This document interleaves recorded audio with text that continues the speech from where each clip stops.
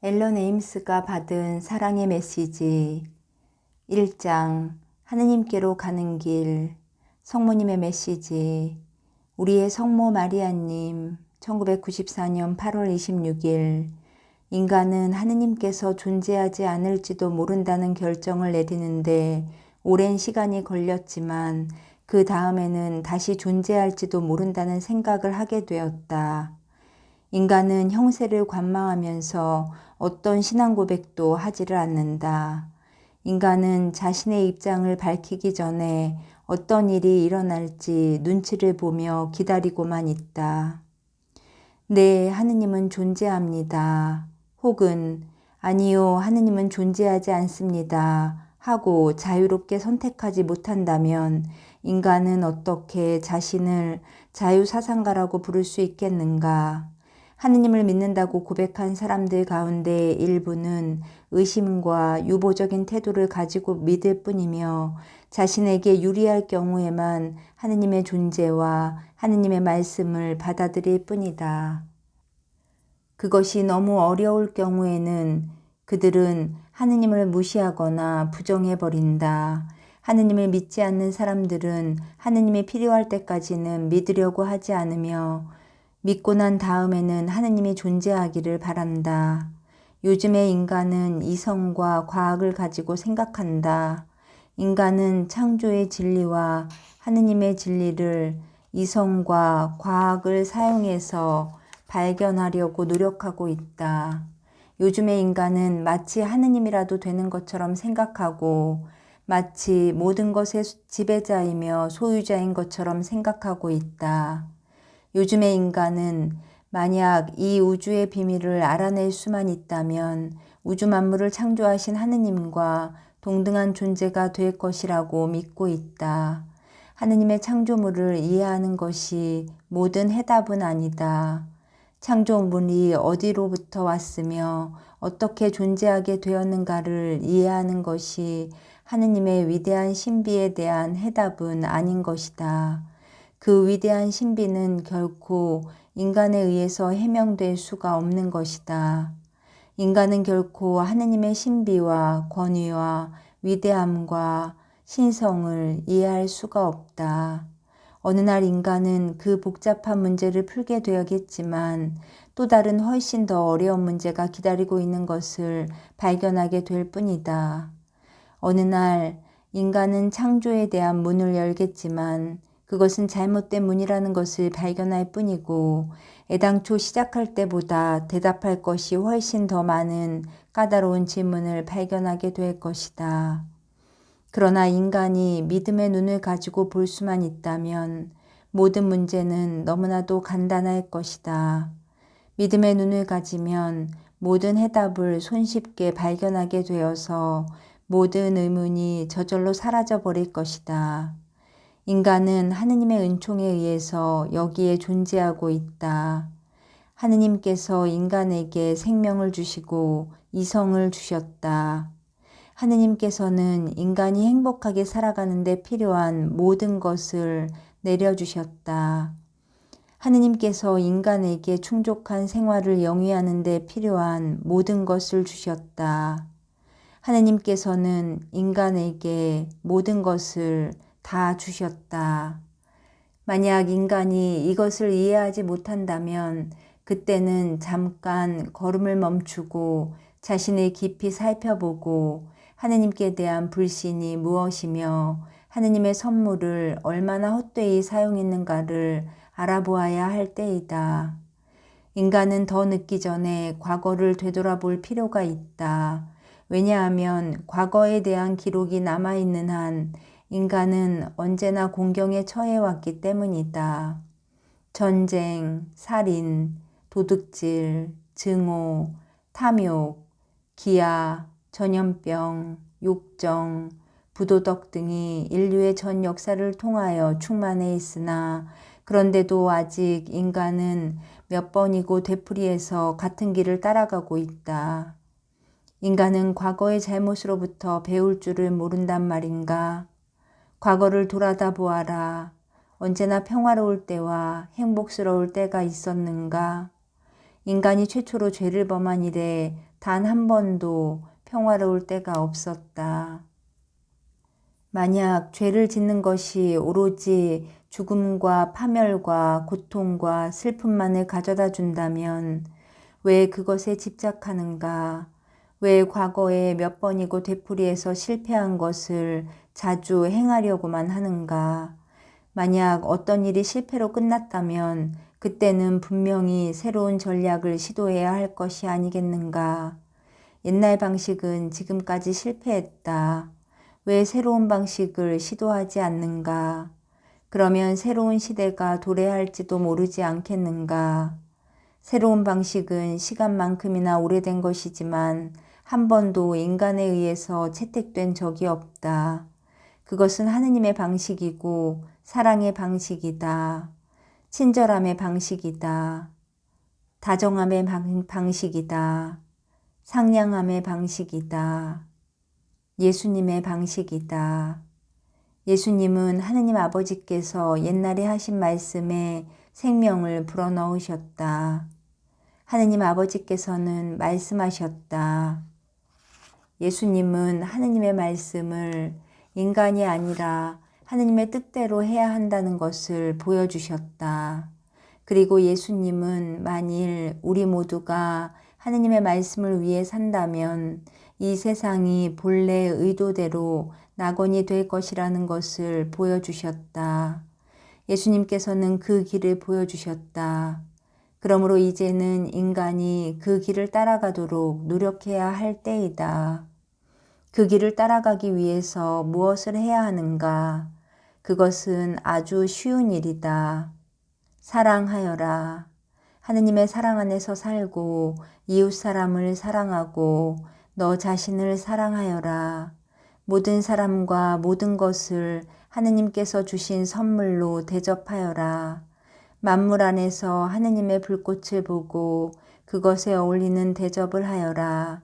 그리고 모든 사람을 사랑을 가지고 대접하여라. 이 길은 따라가기가 힘든 길이지만 노력을 하기만 한다면 그 노력이 세계를 구하고 인류를 구하는 데 도움을 줄 것이다. 하느님은 누구이고 하느님은 무엇이고 또 하느님은 어디에 있는가를 과학과 이성에 의해서 알아내려고 하는 과제를 인간은 자기 자신에게 떠맡겼다. 어떻게 과학과 이성이 이것에 대한 대답을 할 수 있겠는가? 오직 믿음만이 대답할 수 있다. 과학과 이성은 인식이 불가능한 것을 해명할 수가 없지만 오직 믿음만이 이해할 수 있다. 과학과 이성은 과학과 이성의 외부에 존재하는 것을 이해하지 못하지만 오직 신앙만이 이해할 수 있다. 과학과 이성이 수많은 치유가 불가능한 질병들을 치료할 수가 있는가? 없다. 오직 믿음만이 치유할 수 있다. 과학과 이성이 하늘로부터 만나를 내려오게 할 수 있는가? 없다. 오직 믿음만이 만나를 내려오게 할 수 있다. 과학과 이성이 생명과 삶의 실체를 인간에게 보여주고 있는가? 아니다. 오직 믿음만이 보여줄 수 있다. 그렇다면 과학과 이성은 무엇을 할 수 있는가? 과학과 이성은 인간이 행하도록 시키는 일만을 할 수 있을 뿐이다. 그러나 하느님께 대한 믿음을 가지면 지금보다 훨씬 더 많은 일을 할 수 있을 것이다. 왜냐하면 하느님은 위대한 과학자이며 위대한 계산가이기 때문이다. 하느님의 이성은 인간의 이성과는 달리 건전하고 하느님의 이성은 인간의 이성과는 달리 순수하며 하느님의 이성은 인간의 이성과는 달리 사랑이기 때문이다. 만일 너희에게 고통과 고난을 안겨주는 것밖에 아무런 도움도 주지 못한다면 과학과 이성이 무슨 소용이 있겠는가? 이것이 바로 인간의 과학과 이성이 행하고 있는 대부분의 일인 것이다. 왜 인간은 솔직하게 주님, 저에게 길을 가르쳐 주십시오 하고 말하지 않는가? 그러면 하느님께서 길을 가르쳐 주실 것이다. 하느님께서는 인간에게 최선의 길을 보여주실 것이다. 그리고 인간을 위해 가장 편한 길을 보여주시고 또한 인간에게 사랑스러운 자가 되도록 가장 사랑스러운 길을 보여주실 것이다. 시간이 시작될 때 인간은 거기에 있었는가? 만물이 창조될 때 인간은 거기에 있었는가? 생명이 만들어질 때 인간은 거기에 있었는가? 아니다. 오로지 하느님만이 존재하셨다. 그러므로 하느님께서 존재하셨고 존재하고 계시며 앞으로도 항상 존재하실 것이라면 어째서 인간은 그분께 돌아서서 그분께 물어보지를 않는가? 만일 너희가 묻는다면 그분께서는 기꺼이 대답해 주실 것이다. 인간은 설사 알고 있지는 못한다 하더라도 하느님께 대한 믿음 속에서 살고 있다. 숨을 쉴 수 있는 공기가 있을 것이라는 믿음, 태양이 세상을 계속 비춰줄 것이라는 믿음, 지구는 앞으로도 계속 존재할 것이라는 믿음, 그분의 생명은 영원하다는 믿음, 그분의 현존에 대한 믿음, 그리고 그분의 때가 다가올 것이라는 믿음 등등. 그토록 많은 믿음을 하느님께 대하여 갖고 있으면서도 인간은 그것을 깨닫지 못하고 있다. 인간은 과학과 이성에 의해서 눈이 멀었다. 과학과 이성을 남용하면 죄의 또 다른 이름이 될 수 있다. 모든 창조물을 사랑하시는 것과 마찬가지로 하느님께서는 인간을 사랑하신다. 모든 창조물을 만드신 것처럼 하느님께서는 인간을 만드셨다. 모든 창조물과 마찬가지로 인간은 하느님께 속해 있다. 이 사실을 이해하고 믿을 때 인간은 비로소 하느님 안에서 참된 운명을 깨닫게 될 것이다. 누가 자신을 창조했고 인간은 누구이며 무슨 목적으로 만들어졌는가를 받아들일 때 인간은 사랑과 행복 안에서 살 수 있게 된다. 예수님을 구세주와 주님으로 받아들일 때 악과 맞서 싸우는 투사로 자신의 사랑으로 하느님 아버지께로 인도하는 길로 받아들일 때 인간은 자신의 미래와 사는 길과 사랑의 길과 존재의 길을 이해하기 시작하게 될 것이다. 예수님을 온 인류가 주님으로 받아들여야 한다. 예수님께서 죽음으로부터 부활하신 것을 온 인류는 받아들여야 한다.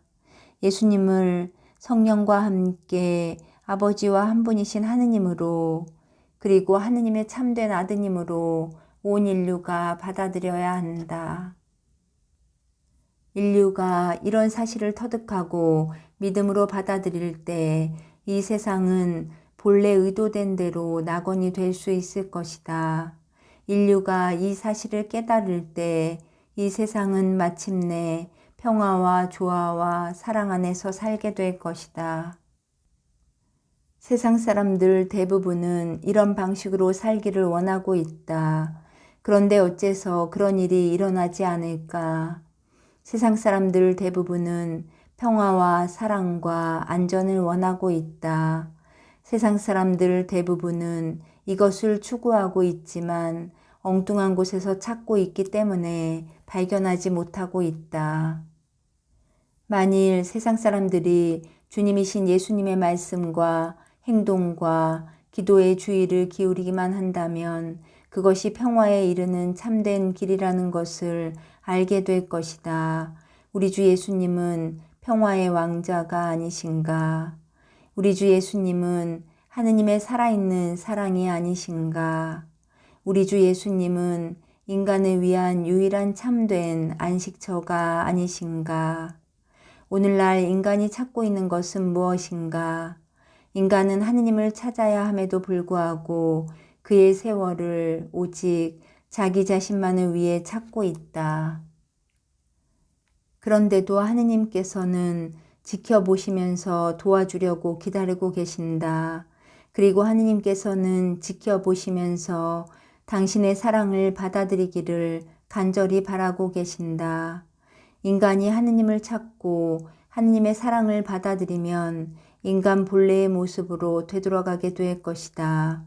사람이 행하는 것에 주목하고 신뢰하고 믿어보았자 무슨 도움이 되겠는가. 이제는 하느님께 돌아서서 하느님 안에서 그리고 하느님을 통해서 믿고 신뢰하고 사랑하도록 하여라. 그러면 열심히 찾고 있던 참된 행복을 발견하게 될 것이다.